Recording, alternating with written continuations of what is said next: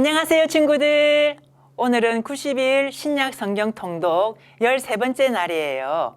오늘 함께 들을 말씀은 마가복음 10장에서 12장까지예요. 어떤 이야기가 나올까요? 10장에는 예수님이 12명의 제자를 부르시고 그들을 가르치시며 복음을 전하기 시작하는 이야기예요. 그리고 앞을 보지 못하는 바디메오의 눈을 뜨게 하시는 말씀이 나와요. 11장에는 예수님께서 어린 나귀를 타고 예루살렘으로 들어가실 때 사람들이 호산나 호산나 하며 예수님을 맞이하는 이야기가 나와요. 12장에는 부활에 대해 잘못 알고 있는 사람들에게 부활에 대해 자세히 설명해 주세요. 그리고 계명 중에서 가장 큰 계명이 어떤 것인가를 말씀해 주세요. 오늘도 우리를 사랑하시는 예수님을 만나러 성경 말씀 속으로 들어가 볼까요? 10장 이혼에 대해서. 예수님께서는 그곳을 떠나 유대 지방으로 가셨습니다. 다시 많은 사람들이 예수님께로 몰려들었습니다. 다른 때와 마찬가지로 예수님께서 그들을 가르치셨습니다. 몇몇 바리새파 사람들이 예수님께 와서 예수님을 시험하려고 물었습니다. 사람이 아내와 이혼하는 것이 옳습니까? 예수님께서 대답하셨습니다. 모세가 너희에게 어떻게 명령하였느냐? 그들이 말했습니다.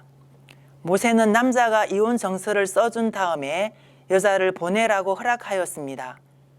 예수님께서 말씀하셨습니다. 너희의 마음이 굳어 있어서 모세가 이런 명령을 썼다. 그러나 하나님께서 세상을 만드실 때부터 남자와 여자를 만드셨다. 그러므로 남자가 자기 아버지와 어머니를 떠나 아내와 더불어 둘이 한 몸이 될 것이다. 따라서 더 이상 둘이 아니라 한 몸이다. 그러므로 하나님께서 하나로 만드신 것을 사람이 가르지 마라. 제자들이 집에서 예수님께 이혼에 대해 다시 물었습니다. 예수님께서 대답하셨습니다. 자기 아내를 버리고 다른 여자와 결혼하는 사람은 간음죄를 짓는 것이다. 자기의 남편을 버리고 다른 남자와 결혼하는 여자 또한 간음죄를 짓는 것이다. 아이들을 축복하심. 사람들이 자기의 아이들을 데리고 예수님께 와서 어루만져 주시기를 원했습니다. 그러나 제자들이 이들을 꾸짖었습니다. 예수님께서 이것을 보시고 노하시며 제자들에게 말씀하셨습니다. 어린이들이 내게로 오게 놔두어라. 그들을 막지 마라. 하나님 나라는 이런 어린아이와 같은 사람들의 것이다. 내가 너희에게 진정으로 말한다. 어린이처럼 하나님 나라를 받아들이지 않는 사람은 결코 그곳에 들어가지 못할 것이다. 그리고 예수님께서 어린이들을 팔에 안으시고 손을 얹어 축복하셨습니다. 부자 청년의 질문. 예수님께서 길을 떠나시려고 할 때 한 사람이 달려와서 예수님 앞에 무릎을 꿇었습니다. 그리고 여쭈었습니다. 선하신 선생님, 영원한 생명을 상속받으려면 무엇을 해야 합니까? 예수님께서 대답하셨습니다. 왜 나를 선하다고 하느냐? 오직 하나님 외에는 아무도 선하지 않다. 네가 계명을 안다. 살인하지 마라. 간음하지 마라. 도둑질하지 마라. 거짓 증거를 대지 마라. 속이지 마라. 내 부모를 공경하여라. 그 사람이 말했습니다. 선생님, 저는 어려서부터 이 모든 계명들을 다 지켰습니다. 예수님께서 그 사람을 보시고 사랑스럽게 여기셨습니다. 그리고 말씀하셨습니다. 내게 부족한 것 하나가 있다. 가서 내가 가진 것을 모두 팔아 가난한 사람들에게 주어라. 그러면 하늘에서 보화가 있을 것이다. 그리고 와서 나를 따라라. 이 말씀을 듣고 그 사람은 매우 슬퍼하며 떠나갔습니다. 그것은 그 사람이 많은 재물을 가지고 있었기 때문입니다. 예수님께서 제자들을 보시며 말씀하셨습니다. 부유한 사람이 하나님 나라에 들어가는 것이 얼마나 어려운가? 제자들은 예수님의 말씀에 놀랐습니다. 예수님께서 다시 말씀하셨습니다. 얘들아, 하나님 나라에 들어가는 것이 얼마나 어려운지 부자가 하나님 나라에 들어가는 것보다 낙타가 바늘길을 지나가는 것이 더 쉬울 것이다. 제자들은 더욱더 놀라며 서로 말하였습니다. 그러면 과연 누가 구원받을 수 있을까? 예수님께서 제자들을 바라보시며 말씀하셨습니다. 사람은 할 수 없으나 하나님께서는 할 수 있다. 하나님께는 모든 것이 가능하다. 베드로가 예수님께 말했습니다. 보십시오. 우리는 선생님을 따르려고 모든 것을 버렸습니다. 예수님께서 말씀하셨습니다. 내가 너희에게 진정으로 말한다. 나와 복음을 위해 자기 집과 형제, 자매, 어머니, 아버지, 자식 또는 밭을 버린 사람은 이 세상에서 핍박과 함께 집, 형제, 자매, 어머니, 자녀 그리고 밭을 100배로 받을 것이다. 그리고 오는 세대에서는 영원한 생명을 얻을 것이다. 첫째가 꼴찌가 되고 꼴찌가 첫째가 되는 사람이 많을 것이다. 죽음과 부활에 대해서 말씀하심. 예루살렘으로 올라가는 길에 예수님께서 사람들보다 먼저 걸어가셨습니다. 제자들이 놀랐고 뒤따르던 사람들도 두려워했습니다. 예수님께서 12제자를 따로 부르셔서 어떤 일이 예수님에게 일어날지 말씀하시기 시작하셨습니다. 보아라, 우리는 지금 예루살렘으로 간다. 인자가 대제사장과 율법학자들에게 넘겨질 것이다. 그들은 인자에게 사형을 선고하고 이방 사람들에게 넘겨줄 것이다. 이방 사람들은 인자를 조롱하고 침을 뱉고 채찍으로 때리고 죽일 것이다. 그러나 인자는 3일 뒤에 다시 살아날 것이다. 두 제자의 요구. 세베대의 두 아들인 야고보와 요한이 예수님께 와서 말했습니다. 선생님, 우리의 소원을 들어주시기 원합니다. 예수님께서 물으셨습니다. 너희가 내게 무엇을 원하느냐? 그들이 대답했습니다. 저희가 주의 영광스러운 나라에서 선생님의 오른쪽과 왼쪽에 앉게 허락해 주십시오. 예수님께서 대답하셨습니다. 너희가 요구하는 것이 무엇인지를 알지 못하는구나. 너희는 내가 마시는 잔을 마실 수 있느냐? 그리고 내가 받는 세례를 받을 수 있느냐? 그들이 대답했습니다. 예, 우리는 할 수 있습니다. 예수님께서 그들에게 말씀하셨습니다. 내가 마시는 잔을 너희가 마시며 내가 받는 세례를 너희가 받을 것이다. 그러나 내 오른쪽이나 왼쪽에 앉는 것은 내가 허락하는 것이 아니다. 이 자리들은 정해놓은 사람에게 돌아갈 것이다. 이 말을 듣고 나머지 10명의 제자들이 야고보와 요한에게 화를 내기 시작했습니다. 예수님께서 제자들을 부르시고 말씀하셨습니다. 너희가 아는 것처럼 이방 사람들의 통치자라는 사람들은 사람들을 지배하려고 한다. 고관들도 사람들에게 세도를 부린다. 그러나 너희는 그래서는 안 된다. 누구든지 너희 중에서 높아지려거든 종이 되어야 한다. 누구든지 너희 중에서 첫째가 되려거든 모든 사람의 종이 되어야 한다. 인자도 섬김을 받으러 온 것이 아니라 섬기러 왔다. 인자는 자기 생명을 많은 사람의 대속물로 주려고 왔다. 안못 보는 바디메오를 고치심. 예수님과 제자들이 여리고에 왔습니다. 예수님께서 제자들과 많은 사람들과 함께 여리고를 떠나실 때 디메오의 아들인 바디메오라고 하는 앞을 보지 못하는 거지가 길가에 앉아 있었습니다. 나사렛 예수님이라는 소리를 듣고 그는 소리 지르기 시작했습니다. 다윗의 자손 예수님, 제게 자비를 베풀어 주십시오. 많은 사람들이 그에게 조용히 하라고 엄하게 말했습니다. 그러나 그는 더욱더 크게 소리쳤습니다. 다윗의 자손이시여, 제게 자비를 베풀어 주십시오. 예수님께서 멈추셔서 말씀하셨습니다. 그 사람을 이리 데리고 오너라. 사람들이 그를 불렀습니다. 안심하고 일어나게. 예수님께서 자녀를 부르고 계시네. 그는 겉옷을 거기에 두고 벌떡 일어나 예수님께로 갔습니다. 예수님께서 그에게 물으셨습니다. 무엇을 해주기를 원하느냐? 보지 못하는 자가 대답했습니다. 선생님, 다시 보기를 원합니다. 예수님께서 가거라, 내 믿음이 너를 낫게 하였다라고 말씀하셨습니다. 그 즉시 그는 보게 되었고 예수님을 따라 나섰습니다. 11장 예루살렘에 들어가심. 예수님과 제자들이 예루살렘 근처 곧 올리브산 가까이에 있는 벳바게와 베다니 마을에 이르렀습니다. 그곳에서 예수님은 두 제자들을 보내셨습니다. 예수님께서 그들에게 말씀하셨습니다.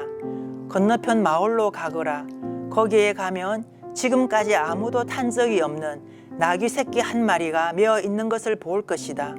그것을 풀어서 이리로 가지고 오너라.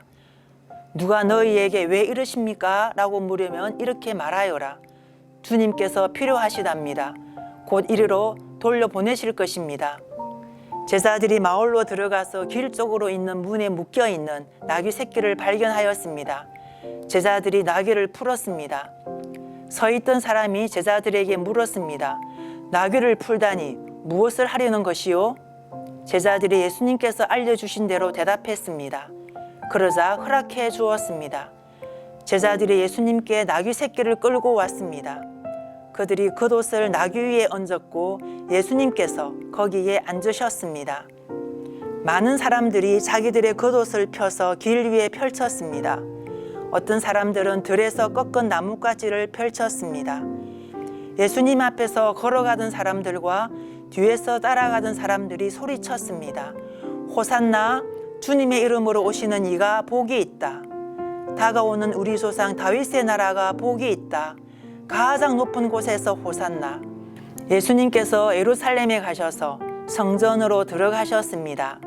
그리고 모든 것을 둘러보신 후 날이 이미 저물었기 때문에 12 제자들과 함께 베다니로 돌아가셨습니다.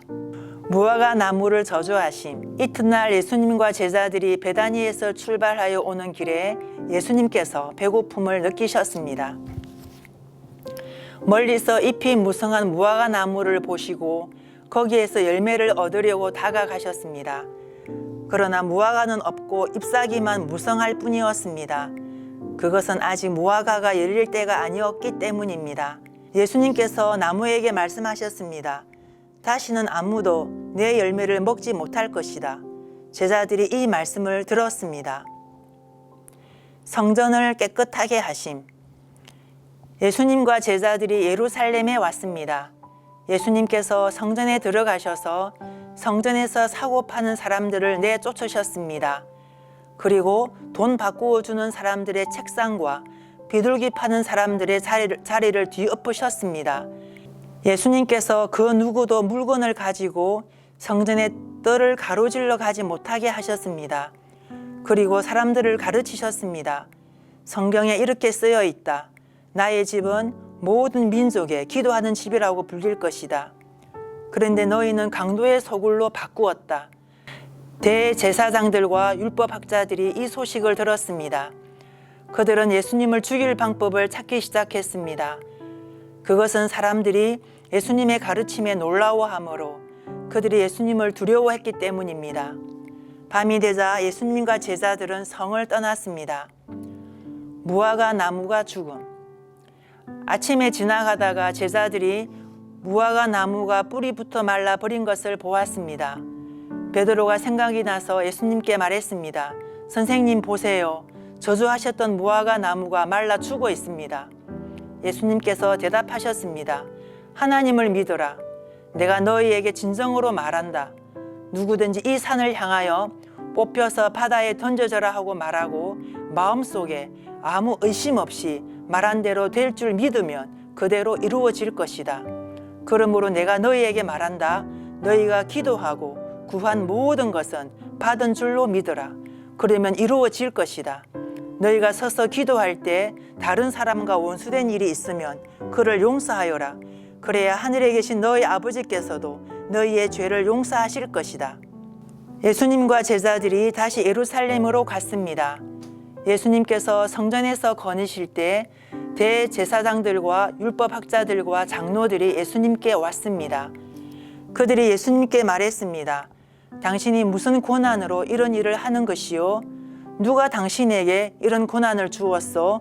예수님께서 이들에게 대답하셨습니다. 내가 한 가지를 너희들에게 묻겠다. 만일 나에게 대답하면 내가 무슨 권한으로 이런 일을 하는지 말해주겠다. 요한의 세례가 하늘로부터 온 것이냐 아니면 사람에게서 온 것이냐 대답해 보아라. 그들이 자기들끼리 언론하였습니다. 만일 우리가 하늘로부터 왔다고 하면 그가 어째서 너희는 요한을 믿지 않았느냐 하고 말할 것이다. 그렇다고 사람에게서 왔다고 할 수도 없지 않은가? 이들은 백성들을 두려워했습니다. 그것은 모든 사람들이 진정으로 요한을 예언자라고 생각하고 있었기 때문입니다. 그래서 예수님께 우리는 모르오 하고 대답했습니다. 예수님께서도 그러면 나도 너희에게 내가 무슨 권한으로 이런 일을 하는지 말하지 않겠다 라고 말씀하셨습니다. 12장 포도밭 소작농의 비유. 예수님께서는 비유로 사람들에게 말씀하기 시작하셨습니다. 어떤 사람이 포도밭을 가꾸었다. 그리고 주위에 담장을 치고 포도즙을 짤 구덩이를 파고 망대를 세웠다. 그리고 포도밭을 농부들에게 빌려주고 여행을 떠났다. 때가 되자 주인은 농부들에게 종을 보내어 포도밭에서 난 자기 몫의 수확물을 가져오게 했다. 그러나 농부들은 그 종을 붙잡아 때린 후 빈손으로 쫓아버렸다. 다시 주인은 다른 종을 그들에게 보냈다. 그러자 그들은 그의 머리를 때리고 깔보고 업신여겼다. 다시 주인은 다른 종을 보냈다. 그러자 그들은 그 하인을 죽였다.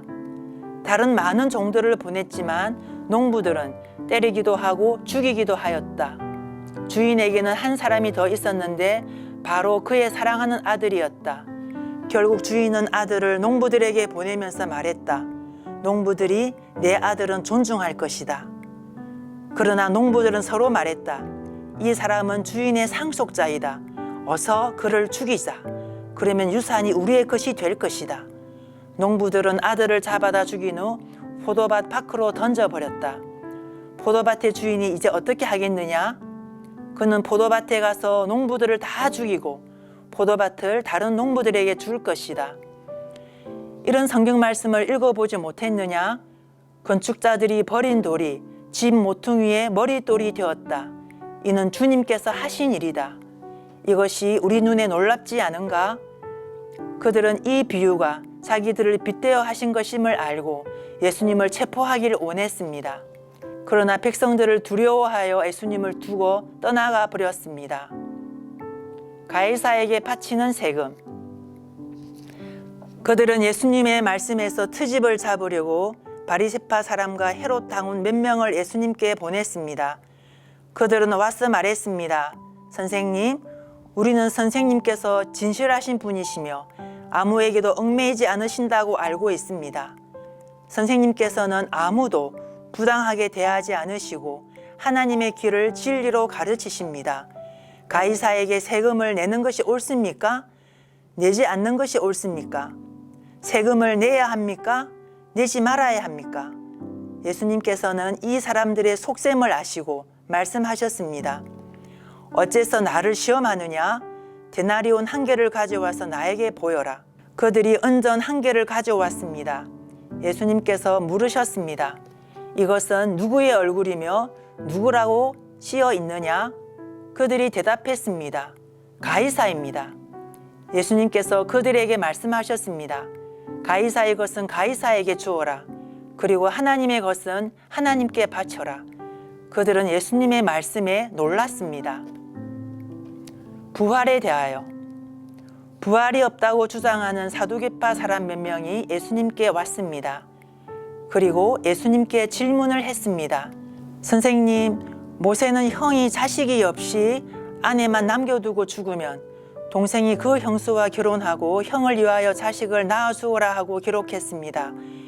7 형제가 있었는데 맏형이 결혼하고 자식이 없이 죽었습니다. 그래서 둘째가 형수와 결혼을 했는데 역시 자식이 없이 죽었습니다. 셋째도 마찬가지였습니다. 7 형제 모두가 자식을 남기지 못했습니다. 나중에 여자도 죽었습니다. 그러면 다시 살아날 때 그 여자는 그들 중에 누구의 아내가 되겠습니까? 7 형제가 모두 그를 아내로 맞이했으니 말입니다. 예수님께서 대답하셨습니다. 너희가 성경도 모르고 하나님의 능력도 몰라서 잘못 생각하는 것이 아니냐? 사람들이 죽은 사람들 중에서 다시 살아날 때에는 장가도 가지 않고 시집도 가지 않는다. 그들은 마치 하늘에 있는 천사처럼 될 것이다. 죽은 사람이 다시 살아나는 것에 대해서는 모세의 책에 기록된 떨기나무 대목에서 하나님께서 모세에게 어떻게 말씀하셨는지를 읽어보지 못했느냐? 하나님께서 모세에게 나는 아브라함의 하나님, 이삭의 하나님, 그리고 야곱의 하나님이다 라고 말씀하시지 않았느냐? 하나님께서는 죽은 사람들의 하나님이 아니라 살아있는 사람들의 하나님이다. 너희가 크게 잘못 생각하고 있다. 가장 중요한 계명. 율법학자 가운데 한 사람이 다가와서 논쟁하는 것을 들었습니다. 예수님께서 사두개파 사람들에게 잘 대답하시는 것을 보고 그가 물었습니다. 모든 계명 중에 어떤 것이 가장 중요합니까? 예수님께서 대답하셨습니다. 가장 중요한 계명은 이것이다. 이스라엘아 들어라. 주 우리 하나님은 한 분이시다. 내 모든 마음과 모든 영혼과 모든 뜻과 모든 힘을 다하여 주 너희 하나님을 사랑하여라. 두 번째로 중요한 계명은 이것이다. 내 이웃을 내 몸같이 사랑하여라. 이 계명들보다 더 중요한 계명은 없다. 율법학자가 예수님께 말했습니다. 옳습니다, 선생님. 하나님께서는 한 분이시고 그 외에는 다른 신이 없습니다. 모든 마음과 모든 지식과 모든 힘을 다하여 하나님을 사랑하고 이웃을 자기 자신처럼 사랑하는 것이 다른 모든 번제물이나 희생제물보다 더 중요합니다. 예수님께서는 이 사람이 지혜롭게 대답하는 것을 보시고 말씀하셨습니다. 너는 하나님 나라에 가깝구나. 그 뒤로는 아무도 감히 예수님께 더 묻지 않았습니다. 다윗의 자손. 예수님께서 성전에서 가르치고 계실 때 이렇게 물으셨습니다. 어째서 율법학자들은 그리스도가 다윗의 자손이라고 말하느냐? 다윗 자신은 성령으로 이렇게 말하였다. 여호와께서 내 주님에게 말씀하셨다. 내가 내 원수들을 내 발 아래 굴복시킬 때까지 내 오른쪽에 앉아 있어라. 다윗 자신도 그리스도를 주님이라고 부른다. 그런데 어떻게 그리스도가 다윗의 자손이 되겠느냐? 많은 무리가 예수님의 말씀을 기쁘게 들었습니다. 율법학자들을 조심하여라. 예수님께서 가르치시면서 말씀하셨습니다. 율법학자들을 주의하여라. 이들은 긴 옷을 입고 걸어다니기를 좋아하고 장터에서 인사받기를 좋아한다. 이들은 회당에서 높은 자리를 좋아하고 잔치에서도 윗자리를 좋아한다. 이들은 과부의 집을 삼키며 사람들에게 보이기 위해 길게 기도한다. 이런 사람들은 더 큰 심판을 받을 것이다. 과부의 헌금. 예수님께서 헌금한 맞은편에 앉으셔서 사람들이 어떻게 헌금하는지를 보셨습니다. 여러 명의 부자들이 많은 돈을 헌금했습니다. 가난한 과부가 와서 렙돈 동전 2개, 즉 한 고더란트를 넣었습니다. 예수님께서 제자들을 부르신 후 말씀하셨습니다. 내가 너희에게 진정으로 말한다. 이 가난한 과부가 헌금함에 돈을 넣은 다른 모든 사람들보다 더 많은 헌금을 하였다. 다른 모든 사람들은 넉넉한 중에서 헌금을 하였지만 과부는 가지고 있던 모든 것, 즉 생활에 필요한 돈 전부를 바쳤다. 예수님은 우리 모두를 제자로 부르셨어요. 그리고 복음 전하기를 원하세요. 오늘 들은 말씀을 잘 기억하며 가장 소중한 예수님을 전하는 우리 모든 친구 되기를 소망합니다. 우리 내일 또 만나요. 안녕.